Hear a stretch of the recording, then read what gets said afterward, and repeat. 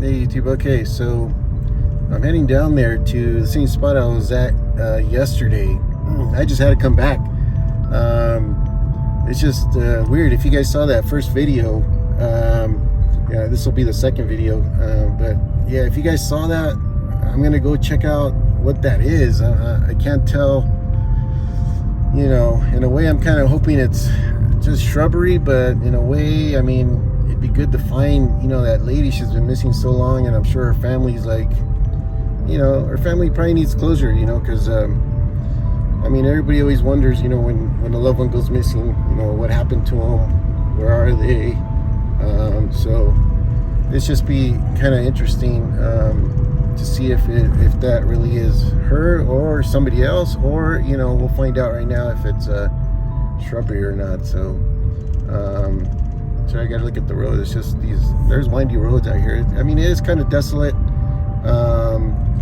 You know, it seems like there's a lot of hikers up here that come out, some campers and stuff, but I mean, I don't see really anybody just taking a leisurely drive up here. I don't think it's that kind of place, although it is nice. You know, besides the fact that there was you know, the wildfires kind of burned a lot of the trees, so it's kind of barren a little bit, but you know, it still looks nice. You got the big scene, you know, nice scenery of the big mountains in the background there.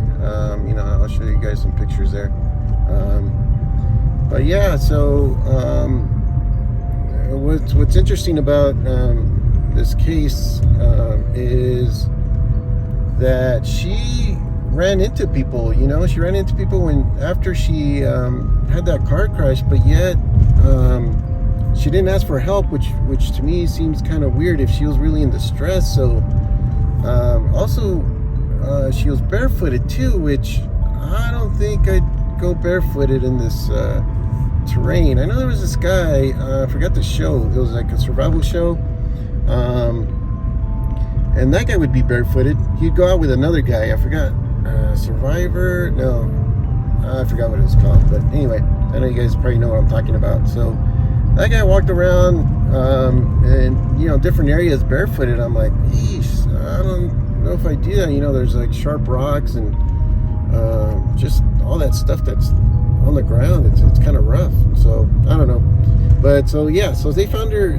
They saw her barefooted, and I know the time when those hikers saw her kind of bruised up a little bit. You would think you'd probably ask for some help. You know, like, she could have still gone, you know, maybe got some help, went back, kind of regrouped a little bit, you know, got herself in order, and then, you know, ate some food. And then once she felt healthy, she could probably come back to these spots she wanted to. It seems like she wanted to visit some of these spots, like popular spots, you know, that are up here. So I know she went to that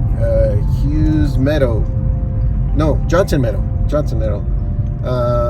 And that's like a popular place, although they say it's also a popular place for like wild animals too. So I don't know if I'd probably go there, but it's a place you gotta hike up there too. So it's just interesting, you know. The whole thing is kind of weird. Like, what was happening to her? Like, what was her mental state? You know, because her tent was kind of like ransacked, and, you know, they found all that stuff just everywhere, you know, poured out all over the ground and stuff. So that, you know, it not necessarily was her, you know, that could have been somebody coming along and trying to find, you know, valuables and stuff. And yeah, there's a lot of people that don't care. They just go around, you know, trying to rummage through. You know, I saw some people walking around too on these roads. I saw one guy hitchhiking yesterday, so I don't know, it's just people, wanderers, I guess. I don't know if you want to call them transients, but I don't know.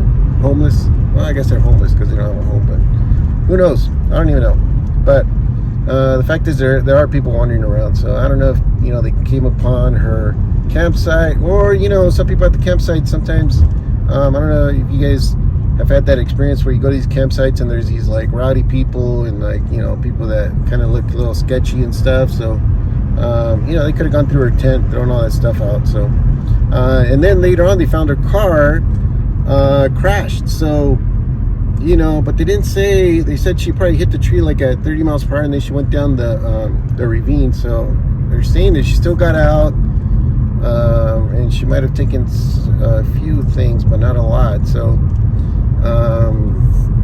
it's kind of interesting because I mean she still hiked up that trail where they saw her later on, and then I think they found her sleeping bag too. So she had to be in her right mind to some degree, right? And then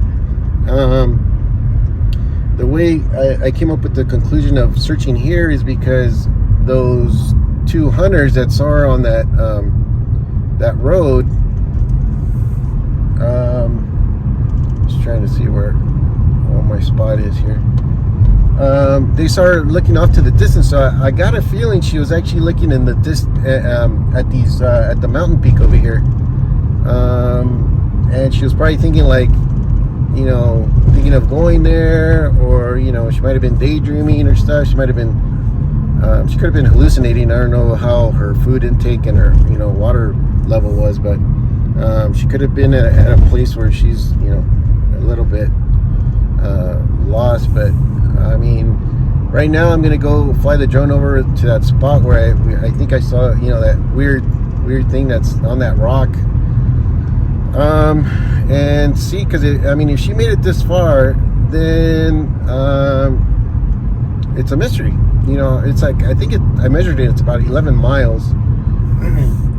And okay, I'm coming up close to my spot, so okay, so let's see. I'm gonna find my spot and I'll talk to you guys in a little bit.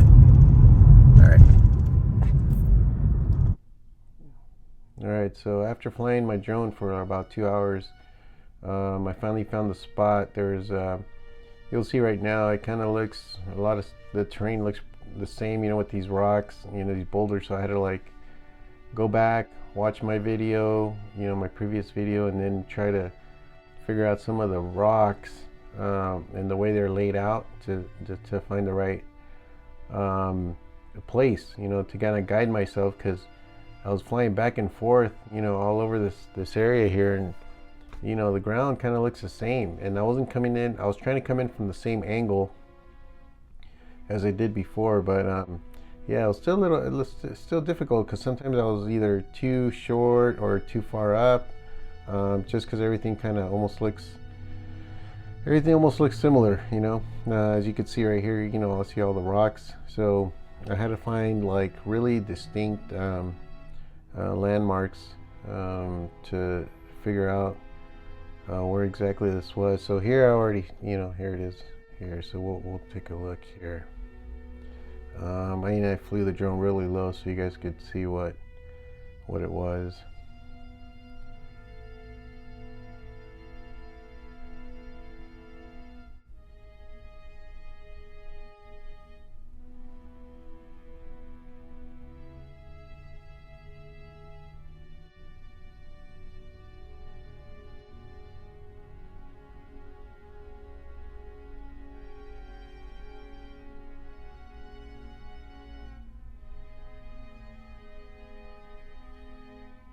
Yeah, it looked weird, you know, from the day before, the video I took when I flew over it.